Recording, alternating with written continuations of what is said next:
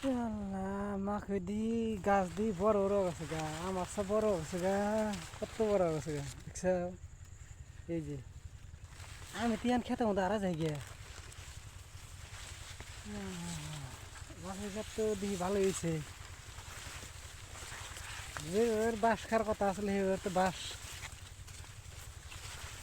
ঘুরাই দিছি দিহি বাঁশ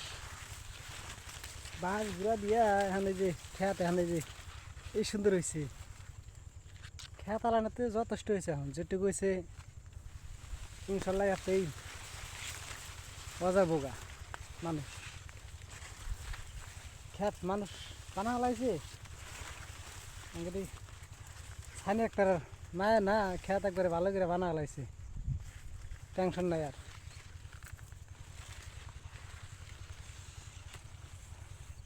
দর্শকরা দেখুক আর কব যে তুই মাকে খেত আবাদ করছাস নে কব বেহি